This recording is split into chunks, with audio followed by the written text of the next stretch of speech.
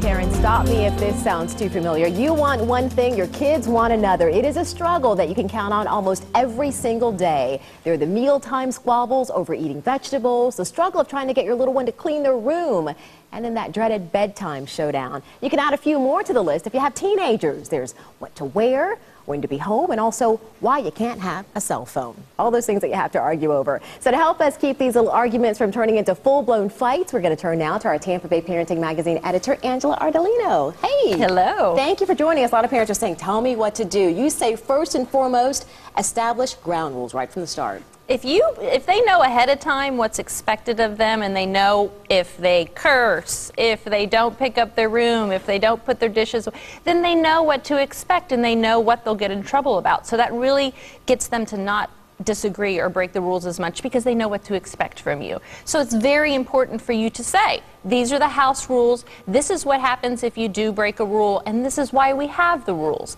So it's really important for them to know, and if they do break it, there must be a consequence for what they broke. If they broke a rule, you must follow up with what you said would happen, or they won't follow the rules. There's no consequence for it, they won't follow what the rules are. Okay, so those are the things that you should say, but here's one that you shouldn't say. Angela says, banish that overused statement, because I said so, and instead explain why you make the decisions that you do. That's right. I know it's an easy thing to say when you're frustrated or angry because I said so, and they keep saying, why? Don't ask anymore. That's right. It's important for you not to say because I said so, and explain to them, this is why I need you to do this, because it could be a safety reason, it could be something that'll help them out in the end. If they understand why they should do something, they're more likely to do it. And when they're asking you why, you said it's okay, because sometimes a little disagreement is okay between parents and children. Absolutely. If you don't respect what your child is saying to you, they're not going to respect you. If you don't sit and listen to what they have to say and understand what they're saying and explain it to them, then they're not going to take the time to listen to you or respect what you're saying, especially your rules. So it's very important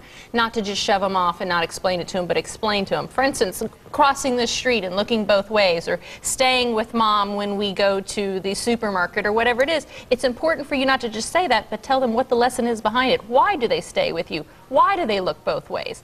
And if they understand it, then they won't break those rules. And to keep from sounding like you're nagging, you also say it's a good idea to pick your battles. That's right. Don't nag all the time. The more you nag or tell them what to do or correct what they're doing, the less likely they are to listen to you. So be sure to make a point to say, this is why you shouldn't do this, this is why you should, and then they'll notice that let them make some mistakes and go, we'll see what happens when you don't do this.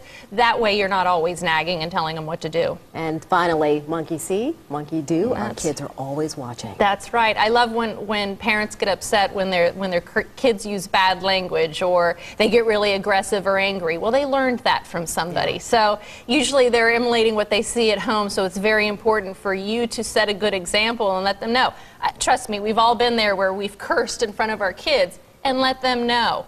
I shouldn't have said that. This is why people judge you by the language that you use, may not think you're intelligent. Let them know, why shouldn't we curse? Why shouldn't we use bad language? Why shouldn't we do certain things, so that they understand it? Do as I say and do as I do. That's right. Always good advice. Right. Angela's going to be back with us next week to help us save some money. She's going to tell us how we can save on vacation. Can't wait to hear that one. Great. And if you missed any of Angela's points or you want to share them with another parent, just go to our website, abcactionnews.com, and check out the Tampa Bay Parenting website, tvparenting.com.